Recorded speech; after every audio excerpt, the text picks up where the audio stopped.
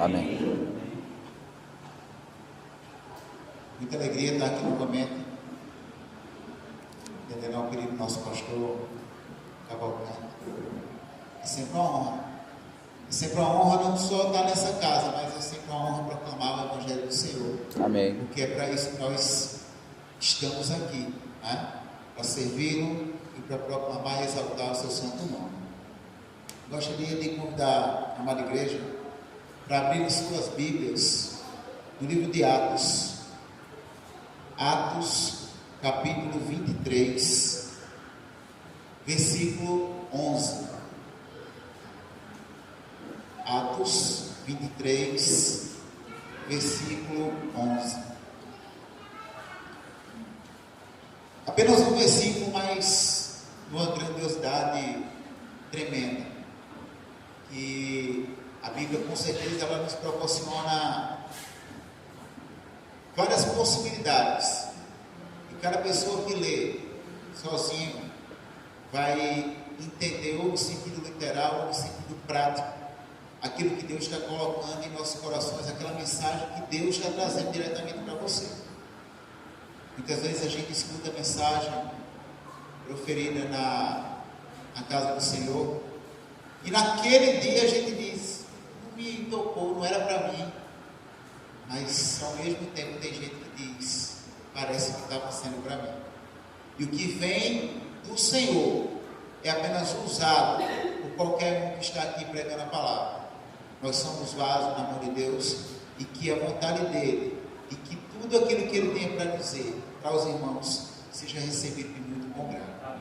A palavra do Senhor diz assim: e na noite seguinte o Senhor estava ao seu lado e disse: tem ânimo, Paulo, pois como testificaste de mim em Jerusalém, assim é preciso que também testifiques em Roma. Bom, na caminhada da vida, muitas vezes é preciso a gente parar um pouco para fortalecer, né? Até que a gente ganhe aquele fôlego e diga: não, agora dá para continuar. Quantas vezes a gente está cansado, a gente está parece que está carregando o mundo nas costas, bate o desânimo. É o momento da gente parar um pouco, descansar. E quando a gente fala em descansar, é um descanso físico e mental que só o Senhor pode dar isso para a gente ao mesmo tempo, para depois a gente seguir a caminhada, a gente continuar aquilo que a gente se propôs a fazer. Essa pausa muitas vezes não é simplesmente o nosso querer, porque se tudo que vem de Deus fosse simplesmente dado e na hora que a gente quer, a gente diz: não, agora eu vou parar um pouco, daqui a pouco eu começo de novo. Mas muitas vezes Ele faz com que nós paremos dentro da vontade dEle. São situações que se levantam como alguma barreira em nossas vidas, para que a gente pare um pouco, para que a gente desacelere um pouco e entenda que não é momento de continuar, é momento de dar um tempo, é momento de refletir, é momento de descansar, é momento de entender que Deus quer te dizer alguma coisa. Em momentos como tratamento de saúde, mudança de emprego, a perda de alguém amado, ou algumas crises no trabalho, no casamento, tudo são barreiras que não estão no nosso controle. Tudo é diante da vontade de Deus. E Deus, Ele usa todo momento em nossas vidas para o nosso crescimento, mas sempre para o engrandecimento dEle. Nós crescemos no deserto, nós crescemos na felicidade, nós crescemos a todo instante, porque Deus é bom em todo instante. Amém. Glória a Deus. Bom, a gente pode usar esse tempo de uma forma espetacular para renovar a vida e para que a gente possa recomeçar uma nova etapa de uma maneira totalmente diferente. Às vezes esse tempo é para consertar algo que a gente estava fazendo errado. Às vezes esse tempo é para mostrar que Deus quer algo mais da gente. E Ele usa as situações mais inusitadas para mostrar a vontade dEle em nossas vidas. A gente precisa reconhecer quando é tempo de parar, quando é tempo de seguir. E o principal, a gente precisa ter esperança neles. E o tema para essa mensagem é esperança. Não tem como a gente pensar diferente, porque a gente serve um Deus que é maravilhoso, e a esperança dele nos faz buscar todos os dias melhorar, servir e levar para aqueles que não conhecem a palavra dele, os ensinamentos dele e o exemplo dele.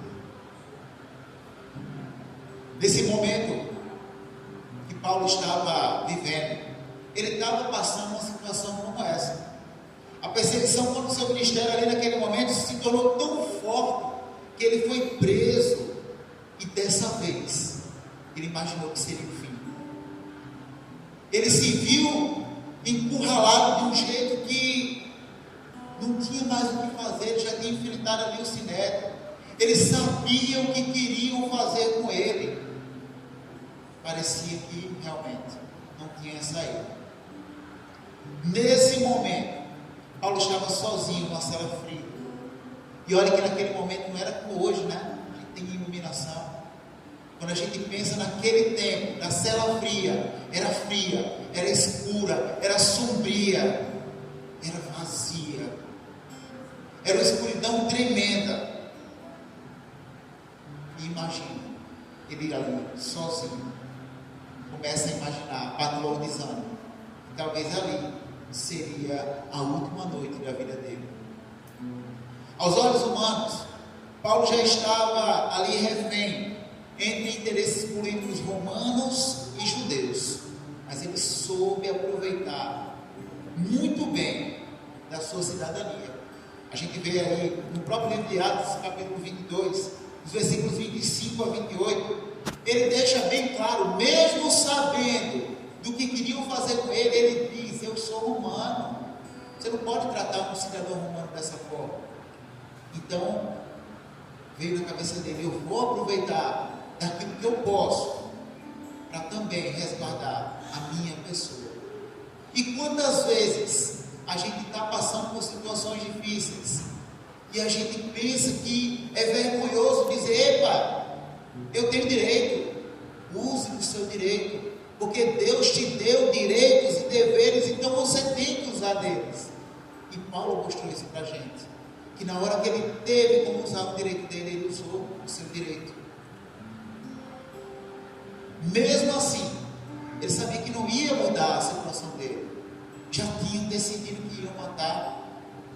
Na verdade, Paulo sabia que a sua vida não estava nas mãos dos homens, mas o principal, que é o que todos nós temos que saber, ele sabia que a vida dele estava nas mãos de Deus. E que maravilha é isso! A maturidade cristã que a gente precisa chegar para saber que não somos mais nós, mas é Ele habitando em nós. E que a vontade dele seja feita.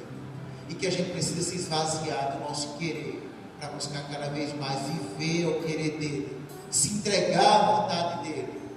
Que aí a morte é simplesmente a passagem para viver aquilo que ele prometeu para cada um de nós, que é a vida eterna ao seu lado. E aí vem logo uma pergunta. Eu acho muito difícil a gente estar sempre animado. Até porque você só sabe o que é alegria porque você já passou pela tristeza. Então, são estágios momentâneos. Você não vive alegre, mas também você não vive triste. E a Bíblia diz que o choro dura uma noite, mas a alegria vem pela manhã, porque ele está deixando claro isso, que você vai passar por tudo, mas Deus está contigo outro dia. E a alegria vem pela manhã. E eu faço uma pergunta: será que hoje você está precisando de força para continuar? Cada um aqui tem a sua história. Cada um aqui carrega uma problemática diferente. Muitas vezes a gente olha para nós mesmos e diz: meu Deus, quanto problema que eu estou passando, será que eu vou aguentar? Deus só dá a gente aquilo que a gente pode suportar. Ele está provando, Ele está lhe provando, lhe testando para saber o quão grande é a sua fé e a sua esperança nele. Então, Ele vai usar momentos bons, momentos ruins, mas Ele vai te usar a todo instante para que você seja fortalecido nele, que a sua esperança seja nele, porque só Ele transforma, só Ele regenera, só Ele cura, só Ele é Deus. Aleluia, glória a Deus. E aí, quando a gente reflete um pouco nessas palavras desse versículo, a gente vê como Jesus fortalece quanto mais a gente precisa. O versículo 11 mesmo, ele, se a gente for se debruçar nele pedacinho em pedacinho, você vai perceber que o amor de Deus está em todo momento de nossas vidas. Ele diz aí: na noite seguinte, logo no comecinho, na noite seguinte, o Senhor se coloca ao lado dele. Então a primeira coisa que a gente pode perceber nesse versículo é que Jesus está ao nosso lado. No meio da noite, quando Paulo estava lá sozinho naquela escuridão, aquela situação degradante, né? Um lugar escuro, frio, úmido, Paulo sente uma presença diferente com ele. O Senhor Jesus, a quem ele conheceu no caminho de Damasco, apareceu novamente ali, quando mais Paulo precisava de um companheiro. O interessante é que Jesus, ele não ficou na sua frente, ou ele não ficou acima, não apareceu como um vulto qualquer. Não. Ele fez questão de ficar ao lado de Paulo, ombro a ombro com Paulo. É a própria pessoa de Jesus Cristo que deixou os céus para se tornar humano e morrer por nós, que fez questão de, naquele momento de dificuldade, estar ao lado dele. Mais uma vez, logo no comecinho, o Senhor estava ao seu lado. Chega a me arrepio. Oh, aleluia, glória a Fica Deus. arrepiado porque Grande é o Senhor. Ele está aqui nesse momento. Oh, glória, aleluia. Eu creio. Claro isso para a gente. Glória a Deus. Ele está deixando claro que Ele está ao nosso lado. Mas Ele é o próprio Deus. Ele não vai precisar se materializar. Para que você entenda isso, Ele está conosco a todo instante. Aleluia. Que não tem ferrolho, não tem porta. Nada vai ficar entre você e Ele no momento de aflição. Pode ter certeza disso. Na tempestade que você esteja passando, Ele é o seu escudo. Amém. Ele é o seu companheiro. Jesus está contigo o tempo todo. Mas quando você mais precisa, aí Ele se coloca ao seu lado. E olha como a palavra de Deus ela é verdadeira. Ele não é homem para mentir. Lá em Isaías 43:2 diz assim: quando passares pelas águas, eu serei contigo. Quando pelos rios, eles não te submergerão. Quando passares pelo fogo, não te queimarás, nem a chama arderá em ti. Nas horas mais difíceis, Deus está conosco. Amém, glória a Deus. Tem como a gente não se animar com isso. Porque às vezes a gente está num momento onde tudo parece difícil, onde muitas pessoas se afastam da gente, ou até acontece até um movimento contrário, né? No primeiro momento que a gente está naquela tempestade, muita gente se aproxima. Essa tempestade é nossa, é minha, é sua. E no momento, aquela multidão vai se afastar da gente, porque é a nossa tempestade. Mas uma pessoa não se afasta em momento nenhum, que é o próprio Jesus Cristo. Oh, glória. Aleluia. Jesus está ao seu lado em todo momento. Uma segunda perspectiva que a gente tem fantástica nesse texto é que Jesus fala com você. Olha só. O Senhor estava ao teu lado e disse: tem bom ânimo. Ele não usou ninguém para falar. Ele mesmo disse: tem bom ânimo. Ali, ele está dizendo para a gente: tem coragem, seja forte, que eu sou contigo. E a gente fica querendo sinal, a gente fica querendo uma revelação. A revelação está aqui nas nossas mãos. Deus já falou que a todo instante Ele está conosco. Ele está falando com a gente aqui nesse momento. Você não precisa de prova nenhuma que Deus é Deus, porque você é a prova viva disso. Oh, glória. Cada um de nós aqui, por mais comunhão que você tenha com Deus, você é um ser pecador, você vem do pecado. Nós estamos num processo de santificação. A gente merecia a morte, mas Deus, por todo o amor e bondade, Ele nos dá vida e vida em abundância.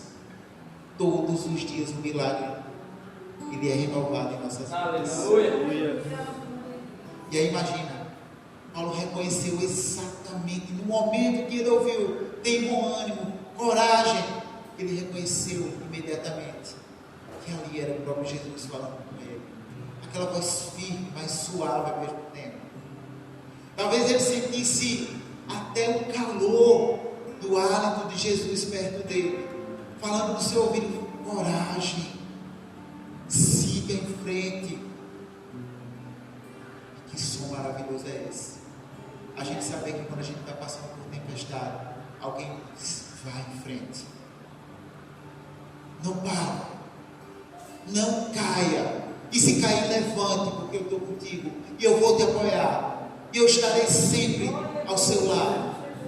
Como é bom a gente saber que sempre vai ter alguém ao nosso lado, que é muito fácil a gente reconhecer, a gente perceber pessoas ao nosso lado quando tudo está bem, mas basta a gente cair uma vez para a gente perceber que muita gente daquelas pessoas que estão ao nosso lado só se aproveitando do momento de felicidade, mas poucos são aqueles que fazem questão de estender a mão no momento de dificuldade.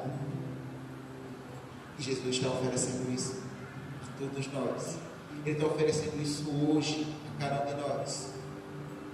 Mateus 28, 18, ele diz assim: que o próprio Jesus disse: toda autoridade me foi dada no céu e na terra. Então imagine, quando Ele próprio diz para a gente: tem bom ânimo, tem coragem. Será que é qualquer pessoa que está dizendo isso para a gente? O próprio Deus, por meio de seu Filho, que disse: pode ir em frente. O coração de Paulo deve ter se enchido naquele instante. Imagina, naquele tempo, naquele momento, ele lá, parecendo uma bola de sopro, roxinha, acanhada, triste. E aí foi aquele sopro de vida que encheu, que parecia aquele balão que é cheio de ar de oxigênio, não é nem o de sopro, de oxigênio, que a bola fica bem grandona, bem vistosa. É assim que Jesus faz as nossas vidas. Basta a gente reconhecer, basta a gente entender que Ele está falando com você a todo instante. Ele está te dando bom ânimo, Ele está te enchendo do Espírito Santo de Deus. Oh, glória. Para renovar a sua vida, para renovar a sua casa, para renovar tudo aquilo que você acha que está esquecido. Neemias 8:10 diz: a alegria do Senhor é a nossa força. Glória a Deus. E como não se animar? Como não se animar?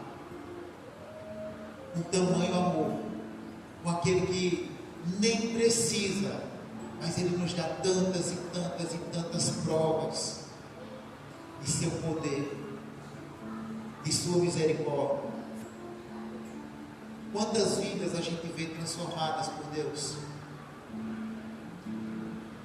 E a gente vê que o inimigo, ele tenta diminuir todo esse poder. Ele está fazendo a parte dele. Ele tenta mostrar que você não precisa seguir a Deus, que você pode fazer o que quiser na sua vida, porque Deus, se Deus é amor, Ele vai te perdoar. Mas Deus está deixando claro o que Ele quer em você. Quando o desânimo bater, Ele diz: tem bom ânimo, siga em frente, porque eu sou contigo. Uma só palavra de Jesus, uma só palavra de Jesus é o suficiente para reanimar a sua vida. Se você crer nisso, diga amém. Amém. Glória a Deus. Aleluia. A gente precisa repetir isso para a gente todos os dias, todos os dias.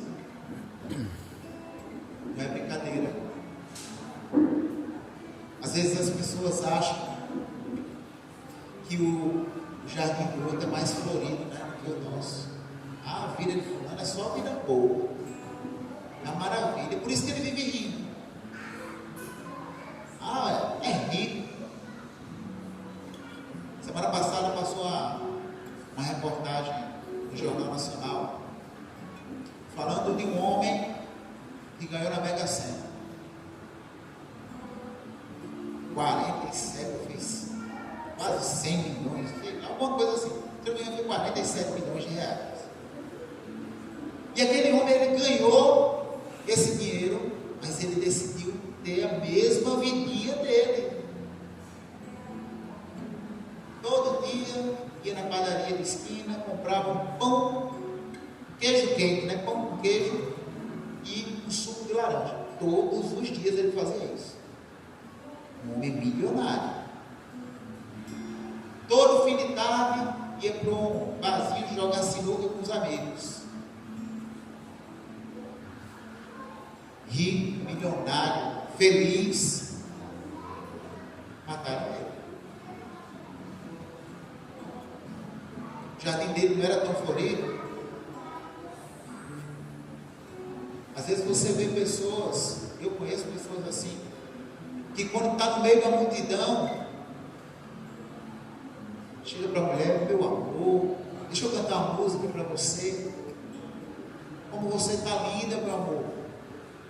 Chega em casa, é empurrando, é gritando, é recriminando porque ela falou com A, falou com B. E os gestos dentro de casa não são os mesmos que a gente vê na rua.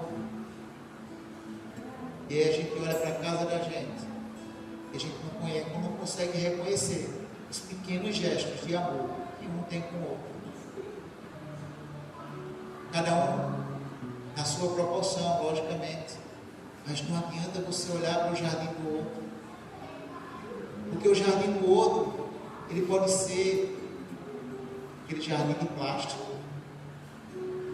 E Deus está trabalhando na sua vida. Ele continua trabalhando. Mas se ajoelhe diante dele. Se ajoelhe e valorize aquilo que ele deu para a sua vida. Porque ele deu para você. Se ele quisesse que ele dê a vida do outro, ele deixava você ter tudo aquilo que o outro tem. Mas ele não deu. Cada pessoa tem a sua vida. Cada pessoa tem aquilo que Deus quer que ela tenha, para que o nome dele seja engrandecido. Já pensou?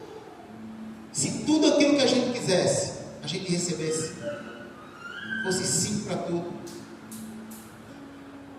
Não sei se vocês já assistiram um filme chamado O Todo-Poderoso, com Jim Carrey. Esse filme, ele tem a oportunidade de passar um dia como Deus, né? E aí ele começou a se angustiar porque o povo fazia pedido e o povo parava.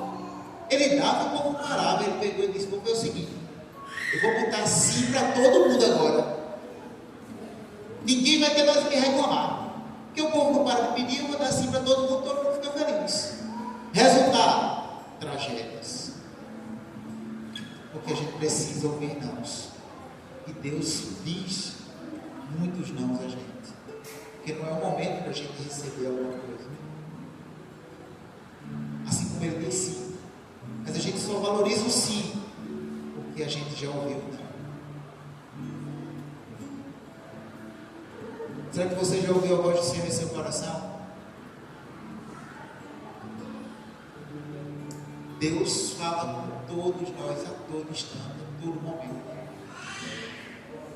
Quando você se atrasa para um compromisso, é Deus te livrando de algum mal, viu? Deus está fazendo as coisas acontecerem para a sua vida não ser arriscada. Não adianta você achar que Deus, Ele vai... Às vezes a gente se sente um crente ruim, né? Eita, eu sou muito fraco, sou um crente fraco danado. Porque eu vejo fulano dizer que Deus falou com ele hoje, disse que não era para ir por ali. Que Deus falou com ele quando eu dei um recado para outra mulher. Que Deus disse que não era para usar essa roupa, era para usar outra. Deus fala tanto para aquela pessoa comigo, eu vejo ele falar: não, é? Deus fala com todos nós. Deus fala nas ações. Deus fala nos seus sonhos. Deus fala por outras pessoas. Mas Deus fala. A gente precisa reconhecer. E olha, o melhor caminho para que você reconheça Deus falando com você é a oração. Ore e peça ao Espírito Santo para Ele falar com você. Ore. E a palavra dele está bem clara: vigiai e orai.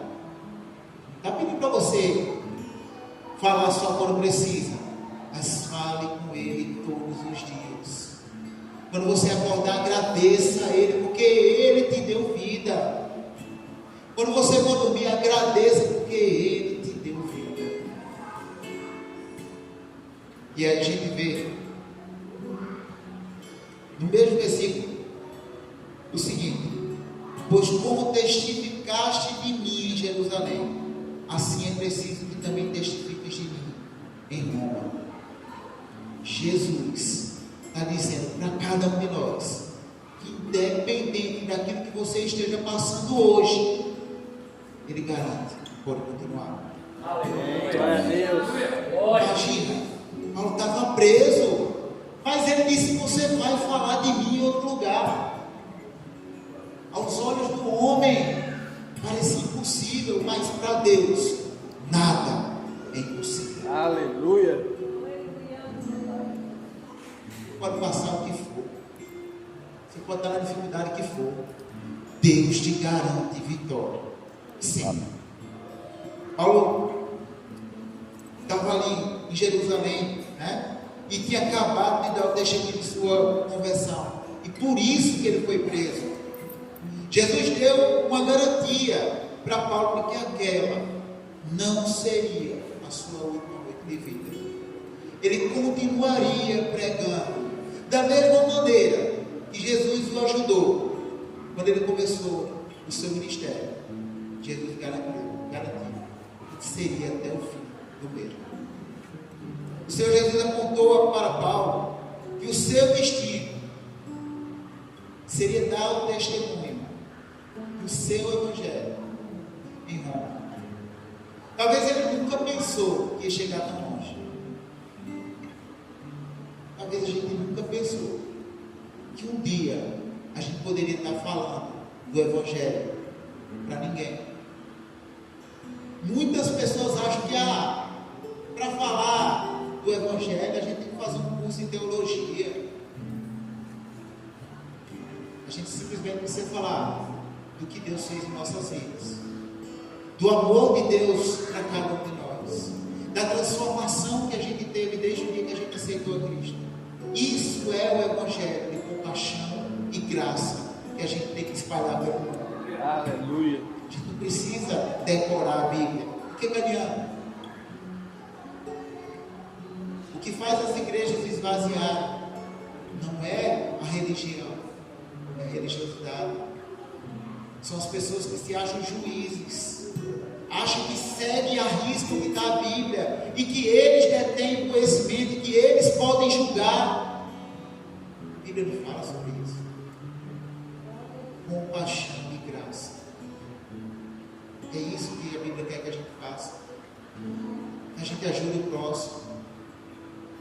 O que Jesus fez durante toda a sua caminhada foi ajudar o próximo. O que Paulo fez já desde a sua conversão, e olha como o Senhor é maravilhoso. Ele usa um pecador como Paulo. Um homem perseguiu, procurou em todo lugar cristão para matar. E Jesus pega a vida dele, transforma a vida dele. E desde o dia da sua conversão, ele procurou ser um imitador de Cristo. Tanto é que ele disse: sejam imitadores de mim, assim como eu sou imitador de Cristo. Ele está dizendo que você, que eu, pecadores, podemos ter também a nossa vida transformada. Aleluia. Não se preocupe quem vai lhe julgar. De novo, a religiosidade é que está esvaziando as igrejas. A religião é o que salva. Você está num processo de santificação. A gente sabe que é pecado, mas o alvo é Cristo. Eu quero seguir o alvo. Eu vou avançar para o alvo. E buscando esse alvo, eu vou seguir os passos de Jesus Cristo. Amém. Que são passos de amor, são passos de esperança, são passos de reconstrução diária. Todos os dias a gente está se reconstruindo, porque, como eu disse, somos pecadores e a gente erra. Mas a diferença do cristão para quem está no mundo é que quem está no mundo erra e acha que está tudo certo, e o cristão, ele se envergonha todos os dias do seu pecado. Aquele cristão que realmente teve um encontro verdadeiro com Jesus Cristo. É verdade. Em sua caminhada até Roma, ele testemunhou para o governador Félix, a sua esposa Drusila, para o governador Festo, para o rei Agripa e a rainha Berenice. Na viagem, Paulo sofreu um naufrágio. Olha quantas barreiras ele teve até chegar em Roma, onde ele teve a oportunidade de pregar. Está lá em Atos 28, de 22 a 29. E ali, ele teve uma vida normal. Olha que a gente começou falando que ele estava preso. E Jesus disse: tem bom ânimo. Quando Jesus disse: tem bom ânimo, isso serve para a gente. Ele não está dizendo: olha, eu estou do seu lado e agora vai ser tudo fácil. Não. Ele disse: tem bom ânimo, que eu estou do seu lado. E mesmo assim, Paulo sofreu tudo isso até chegar em Roma. Então, não é porque você buscou a Jesus, não é porque você veio para a casa de Deus, que a sua vida vai ser só de alegria, não. Você vai passar dificuldades, mas você vai passar dificuldade, tenho a certeza que Jesus está do seu lado. Amém. Glória a Deus. Jesus tem um plano de paz para cada um de nós. Está lá em Jeremias 29, 11. E se você viver o propósito dele em sua vida, ele te garante vitória. Assim como mostrou para Paulo o que queria dele, ele também pode revelar a você onde ele quer que você alcance pela fé. E pode levar muito além do que você imagina. Lá em Efésios 3:20 diz que ele é poderoso para fazer infinitamente mais do que tudo quanto pedimos ou pensamos, conforme o seu poder que opera em nós. Você vai poder muito mais do que aquilo que você imagina, desde que você entenda que ele é quem dirige o seu barco. O barco da sua vida só tem um capitão, que é o próprio Jesus Cristo. Amém. E aí, será que você sabe qual é o propósito de Deus para a sua vida? parou para pensar nisso? Às vezes a gente conhece pessoas que se acham tão miseráveis que dizem, rapaz, na vida eu só sofro, não é possível não. Que a propósito de Deus, numa crise, a propósito de Deus. Numa doença, a propósito de Deus. Numa alegria exagerada, a propósito de Deus. A propósito de Deus em tudo, basta a gente enxergar. O propósito de Deus em nossa vida é o tema de um livro de um pastor chamado Rick Warren. Ele é norte-americano e ele escreveu o livro Um Propósito, Uma Vida com Propósito. Nele ele fala sobre as intenções de Deus, para usar os nossos talentos para fazer o bem ao mundo. E ele explica para a gente 5 propósitos de Deus para nós. O primeiro propósito: fomos planejados para a glória de Deus. Então, peraí. Se o primeiro propósito é que fomos planejados para a glória de Deus, o nosso primeiro e maior propósito é oferecer adoração verdadeira. Mas como assim adoração verdadeira? Tem gente que parece que vai para a igreja para mostrar para as pessoas que está indo para a igreja, que entra já olhando para o relógio para ver a hora que começou e distante está olhando, meu Deus do céu, indo embora. Eu estou doido para assistir não sei o que na televisão. Isso é adoração verdadeira? Onde o eu está falando mais alto do que ele. Quando a gente tem adoração verdadeira, a gente se desprende de nós mesmos. A gente se entrega a ele de tal forma que o tempo passa e a gente nem percebe. E que a gente percebe a presença dele no meio de nós. A gente percebe uma paz que é algo fenomenal, que é algo fantástico, que a gente não tem em lugar nenhum, que só ele pode dar para a gente. Louvor a Deus é uma resposta a Deus, de Deus principalmente, e para Deus na nossa salvação. Dessa forma, quando a gente demonstra ao Senhor tamanha gratidão por tudo que Ele fez por nós, e assim, por isso a gente dedica a nossa vida a Ele em adoração. Muitas vezes, olha como o louvor é importante. Não sei se aconteceu já isso com vocês, mas muitas vezes a gente começa, a gente está aqui, estamos reunidos em nome dele, glória a Deus por isso. Quando chega amanhã, muitos de nós não lembram nem qual foi o tema da pregação, não lembra qual foi o texto, não lembra nem o que o pregador falou, mas a gente lembra o louvor que foi entoado para Deus. Deus não quer que você decore o que foi falado aqui. Ele quer que você absorva. Ele quer que você entenda que Ele está falando com você, que Ele está usando pessoas para transformar a sua vida, e que você entenda no momento, e que reveja determinadas posturas, que reveja a situação que você vive no momento, que tudo é para a honra e glória dele. Mas o louvor é a exaltação dele em nossas vidas. Aleluia. E o louvor, com certeza, ele fica na cabeça da gente. Muitas vezes a gente vai para casa cantando a música que estava tocando na igreja ainda. E isso é o primeiro propósito de Deus. É que nós somos planejados para a glória dele. E a gente está sempre dando glória a ele dessa forma, louvando e agradecendo o que ele tem feito por nós. O segundo propósito é que fomos formados para a família de Deus. Gente, isso significa que o propósito de Deus em nossas vidas é que desfrutemos de uma verdadeira comunhão, tanto com Ele quanto com o nosso próximo. Gente, a salvação não é meramente um aspecto individual, não é meramente, por mais que a gente entenda, a salvação não vai ser individual? Vai, mas eu não estou aqui para vir para a igreja, para ouvir a palavra de Deus, pegar, fechar tudo no entrar de água e ir para casa só voltar domingo que vem. Porque o próprio Deus, por meio de seu Filho, disse: ide e fazei discípulos, ide e pregai o Evangelho. Então Ele está dizendo para a gente de uma forma bem clara, que não é para você se acomodar porque você aceitou a Cristo, mas é que você entenda que você tem que se incomodar porque o seu vizinho não aceitou a Cristo, porque o seu familiar ainda não aceitou a Cristo, porque o seu colega do trabalho, do colégio ainda não aceitou a Cristo.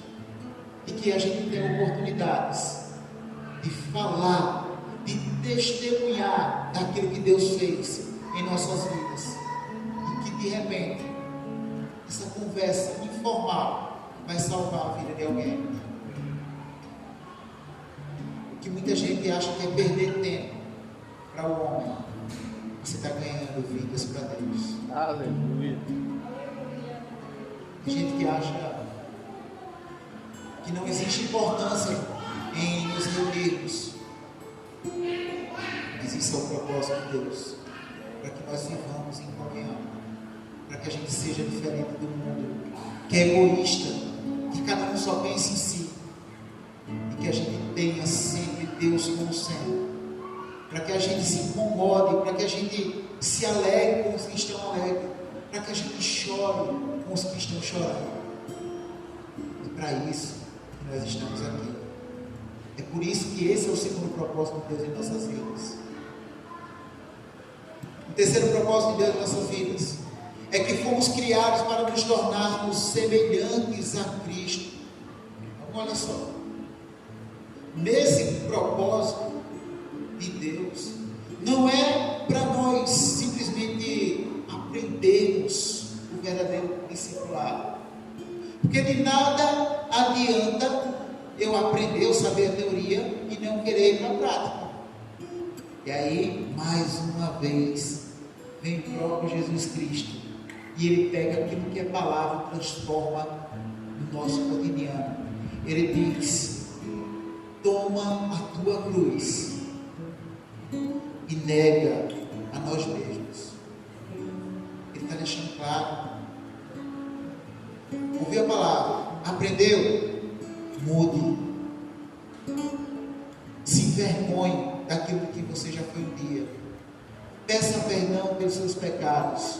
Coloque a cruz nas costas e continue, porque eu estou contigo, com esse novo ser transformado e buscando diariamente Aleluia. a renovação.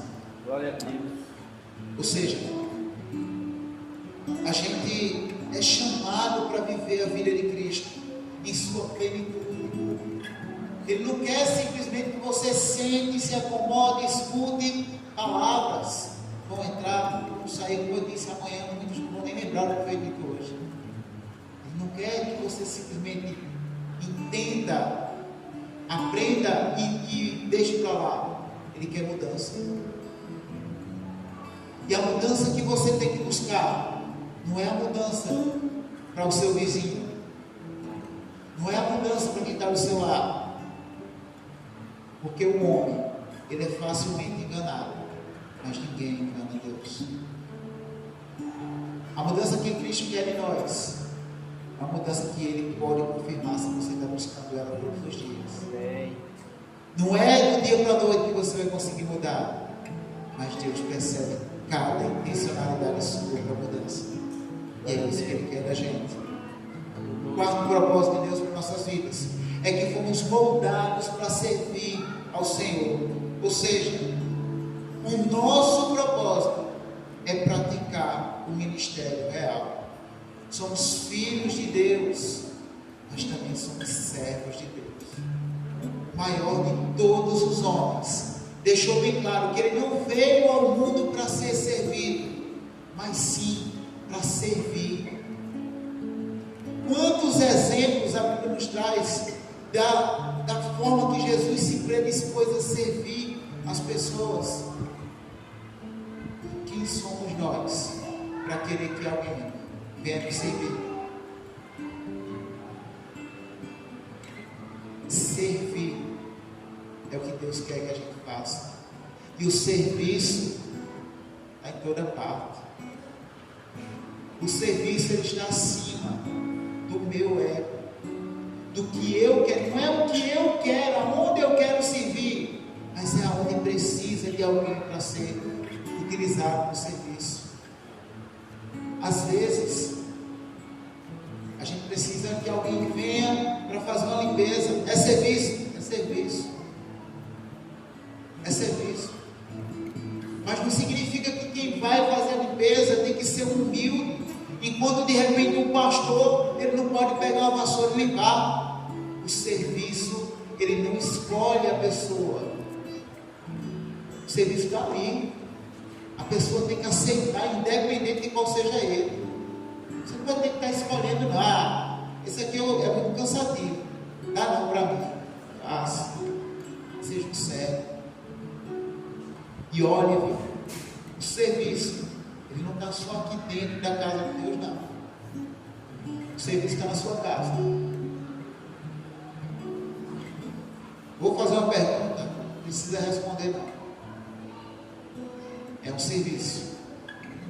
Mas eu quero que vocês reflitam sobre isso. Você orou por alguém essa semana? Esse é um serviço prestado a Deus. Vigiai e orai. Olha que serviço leve. É leve, mas carrega um peso que a gente nem percebe. Porque enquanto algumas pessoas acham que não vai mudar, mas a oração salva. E Deus, ele atende aos seus filhos. Basta saber pedir. No tempo dele, mas ele atende. O quinto propósito é que fomos feitos para uma missão. Deus, como o Criador dos céus e da terra, Ele poderia ter feito tudo sozinho com relação à terra, no estado. Ele poderia ter feito tudo. A onisciência dele, a onipresença dele, faz com que ele possa tudo aquilo que nenhum de nós pode. Ele pode fazer o que ele quer, quando ele quer, de eternidade a eternidade. Mas mesmo assim, ele escolheu contar conosco para espalhar as boas novas da salvação. Aleluia. Você não escolheu nada. Você não escolheu estar aqui. Ele escolheu você. Já pensou como é sério isso? Ele escolheu a dele. Quantas pessoas tem nessa região aqui? E você foi escolhido a dele. Por ele. Para espalhar as boas novas de salvação. Essa é a nossa missão. É claro que de uma forma específica, cada um tem a função do corpo de Cristo. Lógico. Cabe a cada um de nós buscar entender aquilo que podemos fazer para contribuir com a transformação do mundo. O Evangelho é o poder de Deus na salvação, sendo nós os mensageiros para espalhar essas boas novas. Estou dizendo que você vai converter o mundo, porque a própria palavra de Deus diz: eu reguei, eu plantei, Apolo regou, mas quem faz crescer é o Espírito Santo de Deus. Então você vai espalhar. Quem vai transformar, quem vai converter, não é você não, é Ele. Mostra como é perfeito, como tudo é amarrado. Você não vem aqui só por você. Você vem aqui por causa de uma multidão que você nem tem noção do alcance da sua oração, do alcance da sua voz. Mas Deus tem. Ele não colocou você aqui à toa. E essa igreja, particularmente, ela é a prova disso. A primeira vez que eu vim aqui tinha 3 pessoas. Creio que até alguns não aqui, né? Tem 3. Mas Deus usou essas pessoas para proclamar o seu evangelho. Amém. Glória a Deus. Deus não desistiu dessa casa, porque a palavra dele é verdadeira, e ela disse que as portas do inferno não prevalecerão contra a igreja. Aleluia. Glória a Essa é Deus. a nossa missão. Glória a Deus. Pode parecer que é pouco, pode parecer que é pouco, mas para Deus é muito, porque Deus multiplica diante de cada um de nós. Amém. Deus nos fortalece todo dia, e a obra dele está sendo feita por você e com você, como o texto diz. Ele está ao seu lado toda vez que você tem a ousadia de proclamar o seu santo evangelho. Amém. Toda vez que você tem a ousadia de falar com alguém que Deus mudou a sua vida e que Ele pode mudar a vida de outra pessoa. Toda vez que você entende que não cabe a você condenar o mundo, mas você tem um papel fundamental em transformar o mundo. O propósito de Deus em nossas vidas é isso: que vivamos para Deus, em dedicação ao seu reino, hoje e sempre. Jesus, Ele sempre vai ajudar cada um de nós a continuar. Como eu disse, o tema é esperança, porque a esperança, ela é renovada todos os dias, a todo instante, pelo próprio Deus em nossas vidas. Compreende? Quando você achar que a caminhada está difícil, você estiver desanimado, lembre-se que Jesus está ao seu lado. Amém. Ele fala ao seu coração, te dando coragem, te garante vitória, mostrando o propósito que Ele tem na sua vida. Não desanime jamais, porque Jesus está contigo. Ele te ajudará até o fim. Que Deus esteja com todos nós. Amém. Hoje e sempre. Glória. Amém. Glória a Deus.